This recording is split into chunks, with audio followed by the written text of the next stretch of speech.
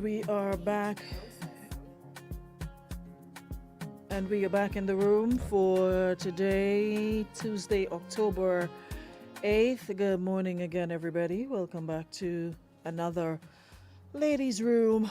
And yeah, we got a pretty hot topic this morning. And I hope you guys will be able to chime in and give your thoughts. You have been doing that because I posted it yesterday, right? And quite a few of you have given your opinions. Some that had me going, and others like, yeah, okay. It's amazing how we can, read something and, we have so many different views as to how you would deal with a particular situation. And I wanted to take it to radio this morning because, like I said, I didn't think I had enough time yesterday to go into it the way I wanted to, right? So I decided to dedicate this morning discussing, because I'm sure there are parents who've been faced, especially with teenage pregnancy in their homes. How did you deal with it? And if you haven't and you're a parent of teenage girls or boys, how would you deal with it? And a lot of the times we go on emotions. Let's just put the emotions on ice for a while and let's be more logical with our thinking. How would you deal with it? And that's what I want to center the conversation around this morning.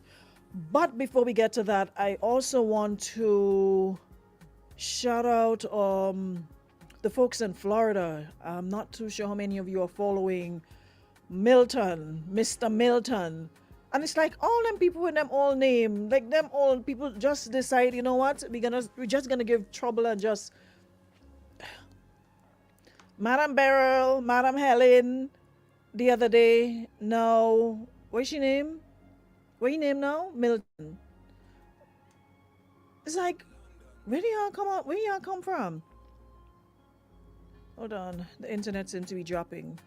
Anyway, but before we get into it, guys, just hit the share button. Where is Madam? Where is the prefect this morning? Boy, I tell you. Morning, Dawn. Morning, Shauna. Morning, Richie. Linda. Good morning.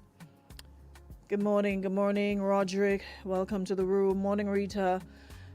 DJ Papadesso in Maryland. Good morning, Jenny. Good morning, Debbie Crony. Good morning. You see why it's important to read? Because if I saw that the excerpt or Ruda before, I was not going to tell you good morning. But anyways, good morning to you too. Good morning, Tamara. The internet seemed to be dropping. I don't know why. Tamara, I gave the song to Scratch to put on. And he's going to organize it. Has not seen it as yet, but he was leaving. I told him to put it in the system because you know how a system works. I can't just put in a flash drive and press play. It has to be uploaded, and he's responsible for that. So I'm gonna check again shortly. But I did tell him to put it on for me. Morning, Roxanne. Morning, Jillian. Morning, Michelle. Morning, Naya. Yeah, that's what I'm asking. Somebody tag. We have to tag the tagger. Where is Shantae this morning? Morning, Rayburn, Vanny, Christopher Thomas Rayburn. Hey, I'm Rayburn and them hard this morning, boy. Raining. It's always raining in the UK, I swear. It's always raining. And the time I was there, I spent more days. I had more rainy days than sunshiny days. But the thing about it is, I actually like rain. Because I'm a water sign. I'm Aquarian, so I like rain. I prefer rain to a hot day, I swear. But those of you who live there probably would not agree with me.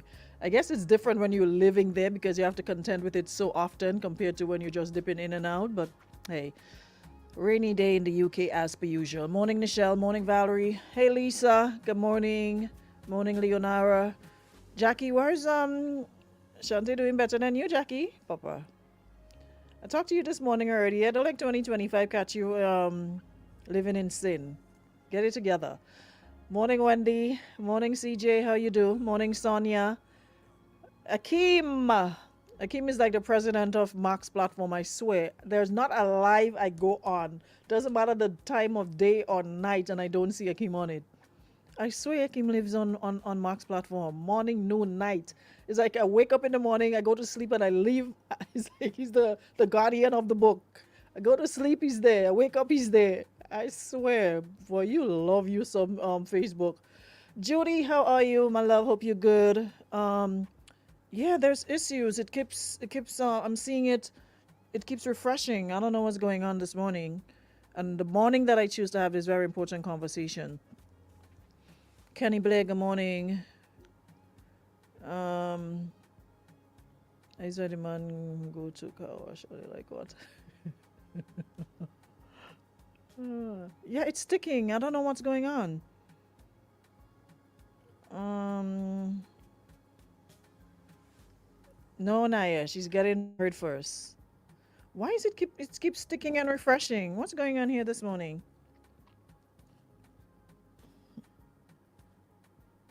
Hold on, let me just see something. Um, I can barely get two words out, and it's sticking. Uh, well, at least I'm looking at the live, and it's just spinning. Let me ask let me ask hold on, let me see, what am I on? Okay, all your nets in Grenada, you all on good? Okay, so it's like maybe it's happening here. So everybody else that's not in Grenada, is the live okay? Because it seems okay on the screen, but it's not. Oh, it's our internet here, on the Grenadian internet. Wait, look as though what is his name? It's good there. Okay. So you look as though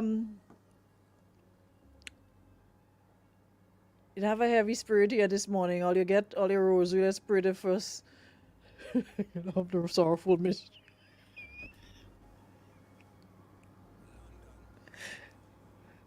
Mr. Ray, what are you talking about? You'd have a heavy spirit here this morning. Everybody get out all your rosary. Let's pray the first of the sorrowful mystery. The person that passed on in you, listen, you need more rosary than any one of us in here, I swear. The person that passed on you is like, I don't know, they drag foot, hand, bam, everything on you. Like out of nowhere, he just comes up with these things. Would get out all the rosary and let's pray the first of the sorrowful mysteries. It looks as though Milton is coming our way because I don't know what's going on. But anyways, let's see what we can do with the time we have. Morning, Tommy. Fitzroy, good morning. It's okay in London. Okay, thanks, Jarvis. I'm not even sure which line I'm on. I'm not sure which line I'm using this morning, but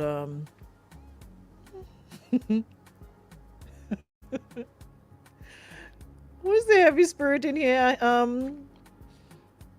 Today's sorrowful mystery. Listen, Judy, don't get it twisted. That's a devout Catholic. He's part of the choir. Didn't you see me post a video some time ago? I shared a video where he was up front. You won't believe that's the same person who's up front under the priest's elbow singing. What you were singing? I pray. I didn't know how Catholics sing, and in the top of his voice, and he giving us alto, falsetto, bass, all them different notes in choir he was hitting us with that morning, and by the evening time he was cussing somebody. I don't know. I give up. Selvan of them need prayers. They need everything that's good under the sun. Hey, Andrea, good morning. But jokes aside, guys, I'm not sure how many of you are following up what's happening about to happen in Florida with Hurricane Milton. And this one has been touted as a monster. You know, seeing so many folks evacuating, long lines of traffic.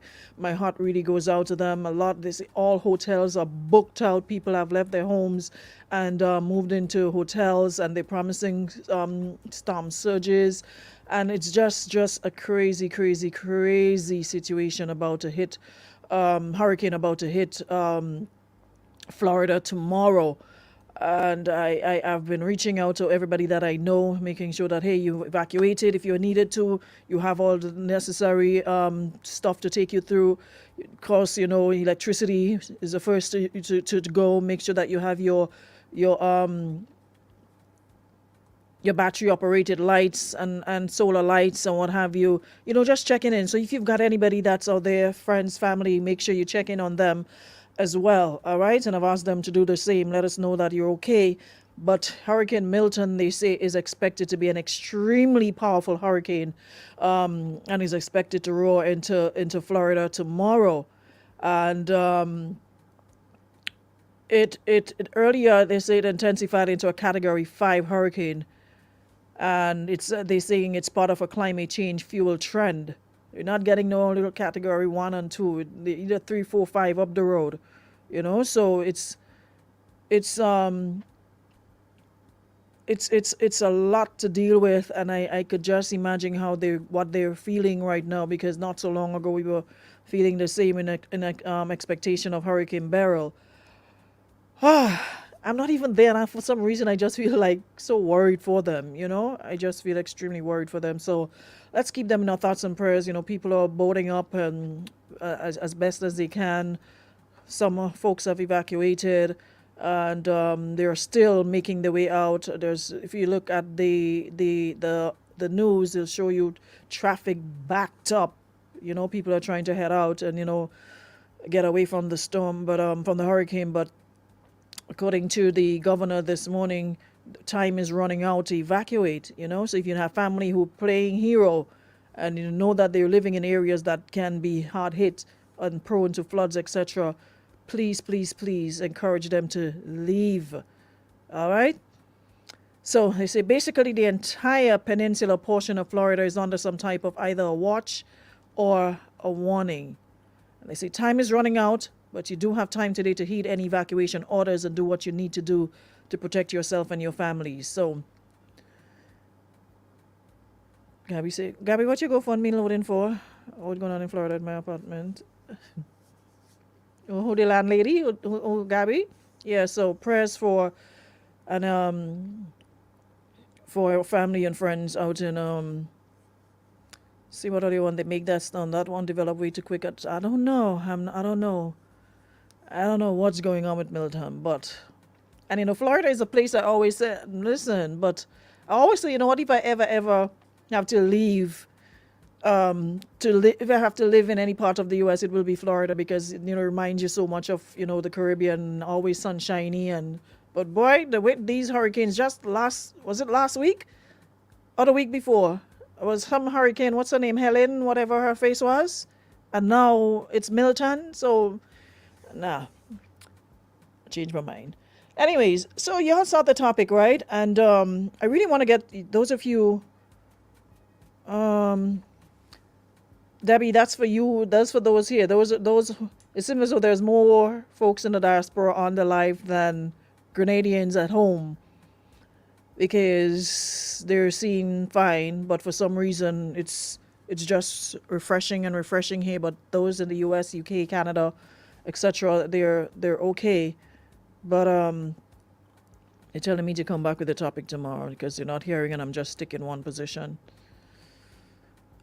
What to do? I really wanted to discuss this today. Anyway, since it's so important and I really want more of you home to participate, let me move on to the other topic that I posted this morning. Morning, Luke says it's working fine. Okay, so I don't know what's happening here, because I'm looking at myself here and the same thing. It's just like this. It's just, see? Away from the light. I'm just stuck. And it's just spinning. I don't know what's going on. So I guess it's an in-house. It's all right. So Judy said about every Auntie Debbie, because the lawyer's here every day with you. Okay, so let me go ahead with it. So listen, y'all need to. Why Jackie like this?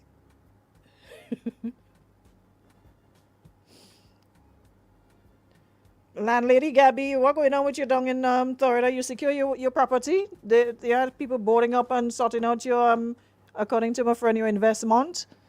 I hope everything's they say sticking bad. Yeah, I heard so. I don't know. I'm sticking bad on the local side of things, but I'm fine on the international side. I don't know what to do. I'm torn. Should I continue with the topic today or just freestyle and then come back with it tomorrow? Tomorrow not promise. Let's do it today. Yeah, the internet connection is really bad today. I really don't know what's going on. And I don't know what to do. Get I have rope to tie my roof. It's working now? Nina says it's working now, but it's still sticking on my end over here. Let me find out.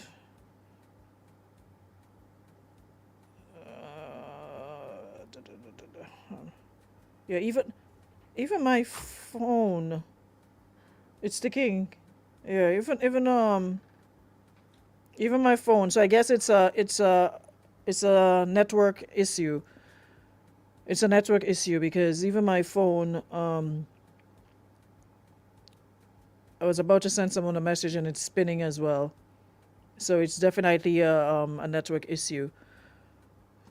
So it's good in the US. Yeah, it's good outside of Grenada apparently. Everybody seems to be fine. But blah, blah, blah, blah. I'll block all you, eh? I will not have you all, please, and thank you. Nyan Company. All right. As I was saying, it seems to be a network issue because it's fine on the it's fine on the end. It's fine out in the US, but on my end it's sticking like crazy. But they're hearing me on radio, so that's just yeah, it's bad. Listen on the radio. I really wanted to get more, so although it's what 19 down. Let me just go into the other topic. We're gonna come back with the other one again tomorrow. So we're gonna keep. Hopefully, it will be sorted out by then. All right. So let me just But question: Why isn't it sticking? Why isn't it? Why isn't it sticking on the computer? Because normally when there is, because it's still, unless I am on two different networks, I don't know. I'm lost when it comes to these things, so bear with me. But it's fine. I'm seeing myself fine. But when I'm looking at it on the phone, on the live itself, it's a problem. But I don't like things stressing me out now. These days, me and stress we don't do too well at all. Me and stress don't get along. I don't know. Maybe big. Listen, I used to dread getting older, but I'm enjoying getting older because it makes you what to do. Huh? What network you on? Okay, it seems to be okay now because it's all right. So it's on stock now. All right. Because I'm sorry. So let's go. But why am I all the way back there? It's like it's jumping all over the place. Like it's trying to catch up.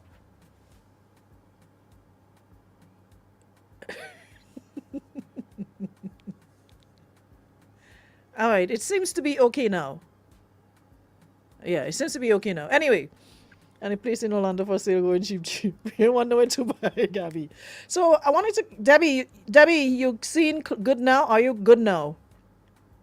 I don't really care about you, but I just want to know if it's working on your end now.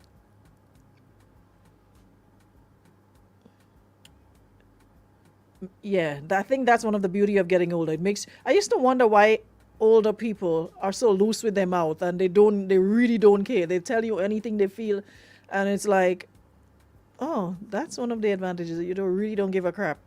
Yeah. So y'all log out. Those of you who's and it's sticking on, y'all need to log out and come back in. All right, all right. How much time we got? Okay, so let's see how fast we can do this. So yesterday I posted about a situation with a mother seeking advice with her 19-year-old daughter, right? And she's asking, am I wrong for telling my 19-year-old daughter she needs to move out ASAP, like immediately, pronto? And she's saying the reason why her 19-year-old daughter was always a smart girl. She did well in school, got a full right to a great school that is locally. She's been living with me and going to school and doing well in school. She got this new boyfriend a few months ago who I don't like. I can smell the BS. He constantly lets her down but covers it up with a big smile and grand promises. Despite my warnings, they're still dating and now she's pregnant. I offered to pay for the abortion and take a few days of work to take her and help her recover. She said no. She's going to marry a boyfriend and it'll be one big happy family.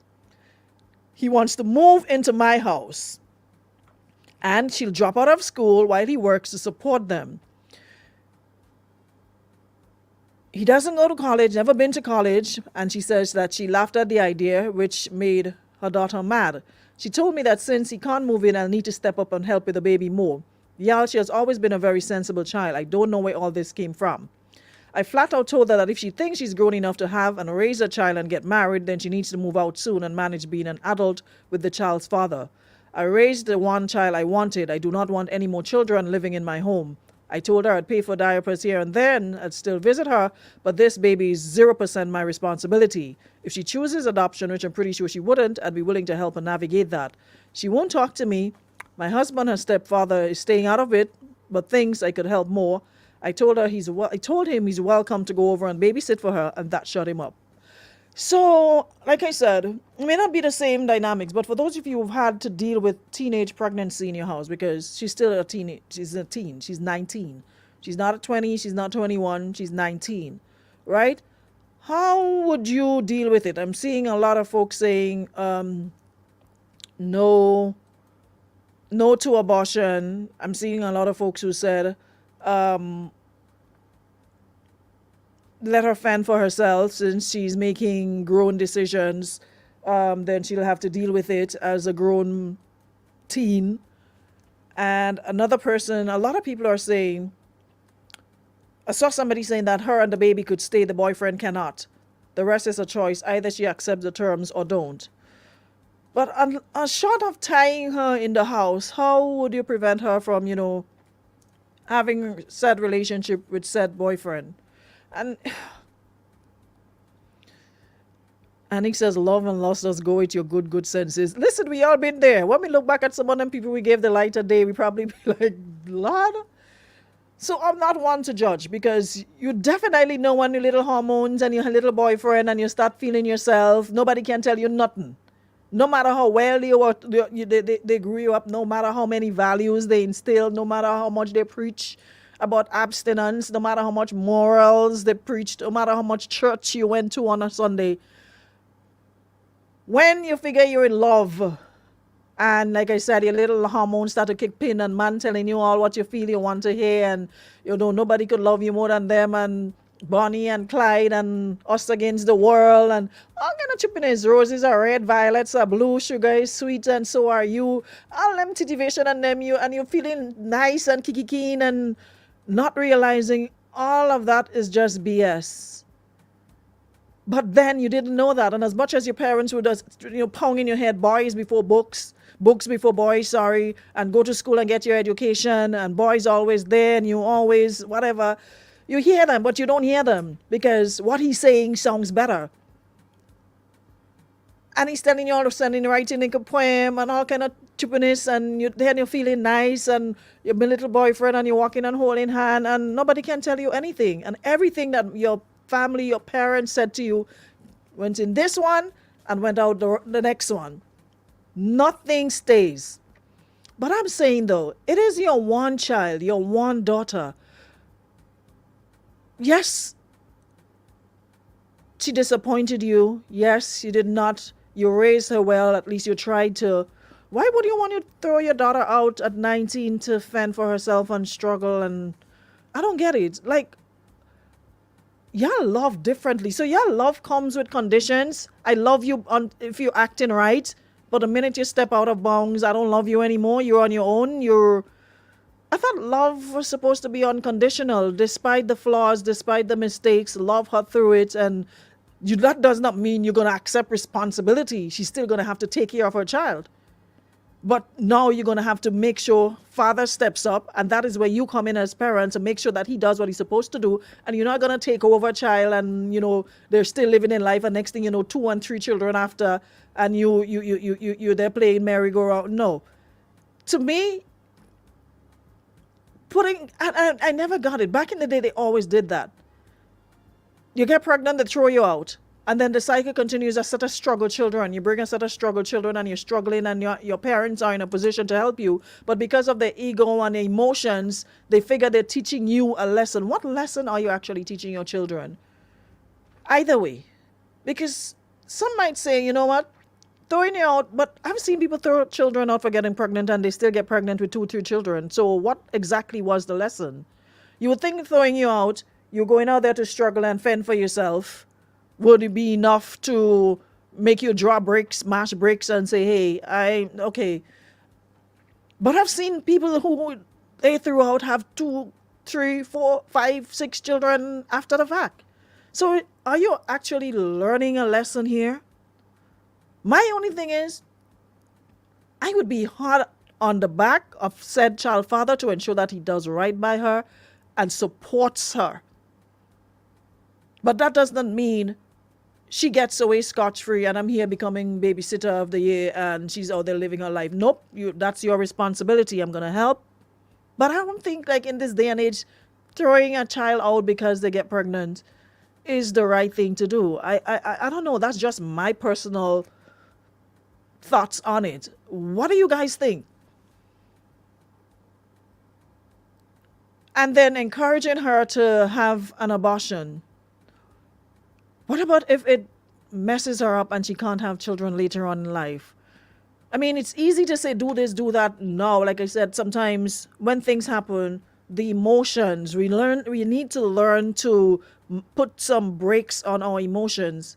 If we sat and talked things through, thought about things more before we reacted, we could do a lot better and certainly do right in certain situations if we just, put a little ice on our emotions. Emotions, a lot of the times, is what causes the problem. We just go fast and furious with the emotions, and whatever the emotions tells us to do, wherever direction is leading us, we just go.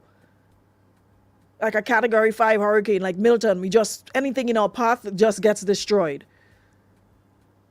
They say you make children, you don't make their mind. You can instill, like I said, all the values, all the this, all the that. But you have to remember you were also once young. And my mother always used to say, hey, you can bring a horse to the well, but you can't force it to drink. And at the end of the day, your mistakes are yours to make. As much as you'd like to baby your children through life and cushion them from all the, life's good, bad, uglies, that's not possible. They all have their own path to walk on. They all have they have to make their own mistakes and learn from them. It'll be nice to just tiptoe through life and never make mistakes, never have, just gently walk your children through life. But it doesn't happen. Keep her and make staying on conditions like being in birth control after delivery. How about that? Do children even have those sort of conversations like, parents, yes, you did everything, but did you ever have, a lot of the times parents actually think they're raising their children well, by giving them everything they need, making sure they go to school, they have everything. But how many parents actually sit and have birds and bees conversation and not stupidness like, oh, you fall from the sky and you come out in a coconut? How many children, I think a lot of parents, especially mothers, don't have that conversation with their daughters. I think that is a mother-daughter conversation. For boys, it's a father-son. Wearing condoms. Even if it means going on birth control. Because a lot of the times, most of you pretend as though your children are not sexually active. You just prefer to play blind, dumb, deaf, and then when a child appears, you act amazed and like it's a miracle. My daughter is such a good girl. My daughter is just the perfect, I don't know what. You could listen. Perfection has nothing to do with coitus. I'm sorry. And a lot of you don't have that conversation regarding prevention, birth control, wearing condoms, because it's not only young women, young men as well need to be aware of the responsibility that comes with having a child at a young age. Because the burden is placed on women more, they are the ones who have to carry baby for 9 how many months, plus the ones to take care of, and men get to continue on, do whatever, travel, continue their education. We don't have that conversation, but that conversation needs to be held with both our young men and both our young women. And y'all just can't sit back and act surprised when your daughter or whoever come to you and tell you that they're pregnant. A lot of you are aware that your children are sexually active. And even if you're not, you still have to act as though they are, because you're not in control of them 24/7. They're going to college, they're going to school, they're out by themselves. You're not monitoring. You don't have monitors on them, cameras on them to see where they are 24/7. So even if they may be, you still have to act as though they're sexually active. Take it like, okay, they're sexually active. So let's have a conversation. From the minute time your daughters or whoever says to you, listen, I'm menstruating, this, my cycle has started. And even before that, because they need to know what to expect when that happens. It just springs up on them. Nobody tells you anything. Listen, I remember going to school, and for the first time, cycle. Didn't even know anything about that, nothing. And didn't even have any sanitary pads. So went to you go to the principal's office or whatever, they always have those, and they gave it to me. Went to the bathroom. And guess what I did? I put the cotton pad down and the sticky pad up. Nobody tell me nothing about that. I'm assuming the sticky pad has to stick onto me, not realizing it has to be on the underwear. And a whole mess. Because nobody told you those things. Like, people are afraid, women are afraid, mothers are afraid to have that conversation with their daughters. Nobody told this. After the fact, I'm not talking to my friend who so happened to have been, had her menstrual cycle before me, and I'm telling her, look, there's, and she was like, what did you do? And I explained to her, and she was like, no, that's not. Imagine a friend, a student had to tell me how to put on a sanitary napkin properly. All because your parents didn't have that conversation. All they said to you, don't bring child in my house. Like, because I'm thinking that's how it's supposed to be. Like, it's supposed to be on you, stuck onto you. So the cotton pad down and the sticky pad off. But it just showed me later on that there's a lot you didn't know. And it's like they're afraid to have conversations regarding sex as far back then. And we're still in 2024. And a lot still don't have the conversation with their daughters and their sons. But when their daughter comes home pregnant, you're acting surprised. There's a million things you can do to prevent unwanted pregnancy or pregnancies at an early age. At 19, a child is the last thing you should be, but hey, it has happened before, and even younger. 15, 16, 17, 18, you're not the first, you're not going to be the last. But I'm just saying, I just think it could be prevented if we were more open with these conversations, so your daughters and sons know what to expect, and not just, oh, I will throw you out, and don't bring child or bring man in my place. We have to get beyond that.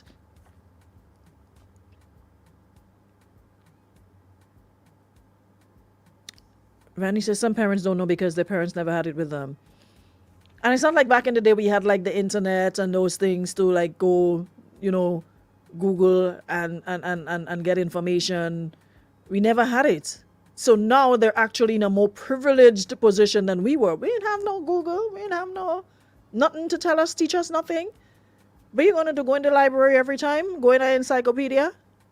That's where we got most of our information, from the library. We didn't know anything about, when we finally got the dial-up, we at least had an understanding as to what was going on with our bodies. And the little we picked up in family life and biology and those classes. But now, it just bothers me that even though you still don't have parents who are open to having those conversations, that in 2024, practically every child under the sun has a smartphone. And y'all keep putting those phones to all sort of uses except to gather information. You could Google a million ways to not get pregnant. Things you can do. Knowing your cycle. One of the easiest way, which does not involve contraceptives, which does not involve birth control, is knowing your cycle. That is one of the easiest way, and you don't even need to sit down on your finger. You don't need to get a calendar and tick off dates. There's 1,000,001 different free FREE app on your phone that you can download, put in your cycle, the amount of days, blah blah blah, and it shows you down to the last when you're ovulating, when is your safe time, when is not your safe time, when to have sex, when not to have sex. It's literally at your fingertips. It gives you notifications when your period is coming, when it's ending. But I don't know. It's like people just expect to be told everything. And at some point, we have to accept responsibility. Someone says, shame on that parent. Show the grace that you would want to be shown onto you. It's okay to be upset and disappointed. But giving her support is far better than leaving her to figure it out on her own. If my daughter gets pregnant, she will stay right in my foot. We must break these cycles. Amen, amen, amen. And that is the problem, the cycles that we are not breaking. We continue to perpetuate these cycles and, and we act as though it's a badge of honor to do things the way we knew it. I mean, we just seem to be so against breaking cycles. Someone says, my daughter and grandchild have my support no matter what. The child father is another story. That one kind of tough. But the way I set up, he could come and live until he played it. My children have to know that I don't care what they do. When the ish hit the fan, we will work through it. No, neighbor, I don't want to laugh. No, seriously, I didn't know. I honestly didn't know. So, but getting back to the teacher sex education in school, because most parents don't know about sex. I know we used to do sex education in school, but it's only so much they could do. Remember, they have to be very politically correct. So they can't go into too much detail to just skim the surface. Gabby, that's exactly what I heard too. My mother said if I come home with big belly, she's killing me. No, I believe my father. My mother was easy. My father was who I was afraid of. And the master used to tell you they put you out. And you ain't had nowhere to go, so you're keeping your skin square.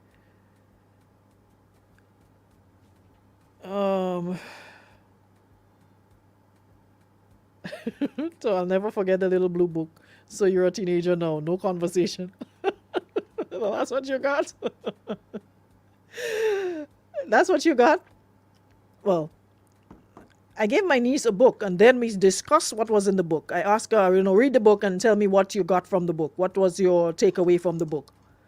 So that is a way to start. If you're not sure how to break the ice, there's a lot of books you can get and give to your, instead of giving them every time a birthday or something come around, giving them gadgets and on top of gadgets that they don't even have time to use. Buy them a book to learn about sex education, about their bodies, etc. That's what I did. I gave it to her and I'm like, read it.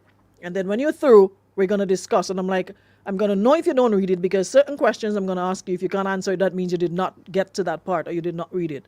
So I gave her enough time to when she was through, she came to me and she was like, yeah, I'm done. Let's talk about it now. What did you get from it? And we had a discussion on it. So sometimes that could be a way to break the ice because it's not comfortable. You don't want to talk about, imagine your children having sex, your daughters having sex, like you. But we have to be realistic. And I think that is one of the reasons parents don't have the conversation because they don't want to think about their children engaging in sexual activities. You want to see your daughters as innocent and pure and what have you and, your little princesses. You don't want to think about it, but you have to. You have to. And if you're not comfortable breaking the ice, like I said, going to them, there's some parents that ain't care. They're telling you straight up so and so, blah, blah, blah. But the others who are more reserved, give them the book, let them read, and then have the conversation. That is also a good idea, Andrea. She says, my mom bought my cousin who was a nurse to speak to me. Both of them had a conversation with me, and my cousin gave me a book she got from the library. I was 10 years old. That is another awesome way.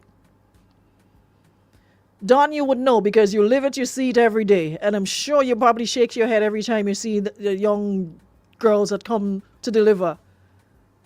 She says they're educated now and still getting pregnant. I don't get it. And it baffles me, because I'm like, it's one of the easiest things to prevent if you just think about it and if you just do what you need to do. If you don't want to take birth control, like I said, the easiest way is downloading the app and tracking yourself. paying attention to your body, to your cycle. There are things you notice that are noticeable about your body. Your body changes every time your period is due. When you're ovulating, that just means people aren't paying attention to their bodies. And in this day and age, we should not be having all this amount of teenage pregnancy. You know, many mornings I'm coming down on Lucas Street and I'm seeing these young girls going to school, and they have their little babies, and I'm like, wow. In one way, I admire them, and in the other way, I pity them, because to me, they're missing out on so much, because nobody tells you about everybody. Oh, it's nice to have a child, be fruitful and multiply, but nobody speaks on the responsibility that comes with having a child or children. It's no longer about you. And I've had mothers, listen, you don't have a life anymore. It's no longer about you. When you used to be carefree and going out and having fun and partying, because grandmothers these days are younger, like this grandmother here, who said she made one child because she had no intention of babysitting no other child or children. Them grandmothers are outside, granny and them outside, and they in the same band playing mass, we outside in Wyabra and having a time. They ain't have no time to be watching your child or children. So most times I see them coming to work in the morning, and I'm like, you know, my heart breaks for them, because they're still trying to go to school, but it's like the responsibility, the burden is heavy. You could see the weariness on their faces, because no bus going up that Lucas Street. It's a one-way street, so everything coming down. So they probably have to walk up Market Hill. And then I'm not sure if there's some daycare or whatever around that area, but I usually pass a lot of them.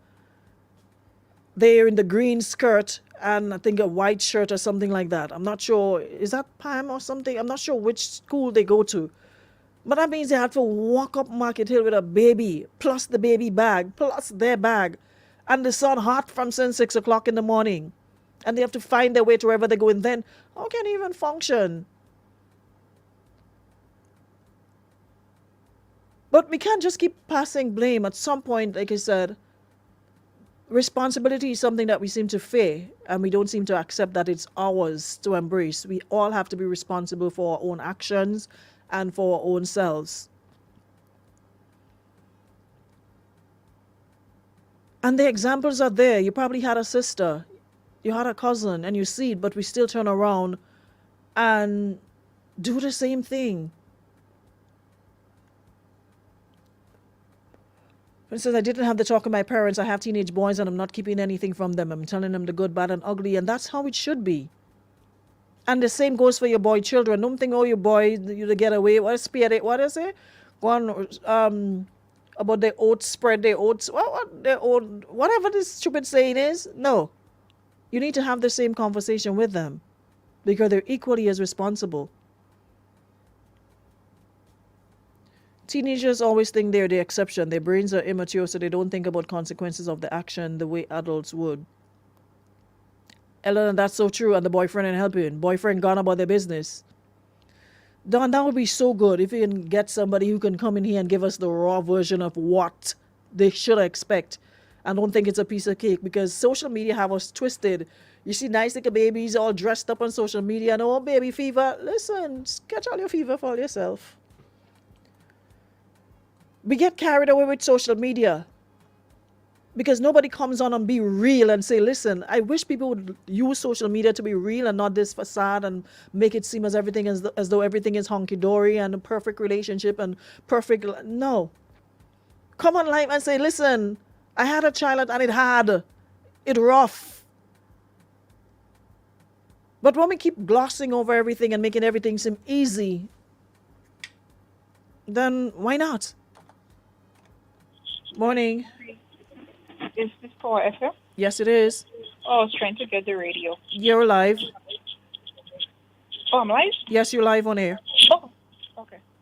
So yes, I was calling about the topic that you had about the mother and the decision she's making. And where I understand her stance, I do believe that she should support her daughter in her decision. I mean, it's a decision that she does not agree with.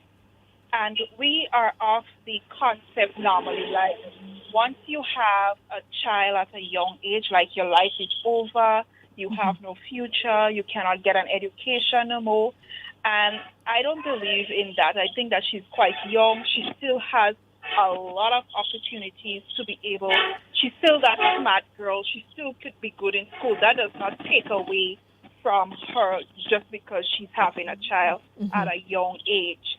So the support, I think, from her mother will probably even push her further to be those things, because now she realizes that she has that human being to take care of.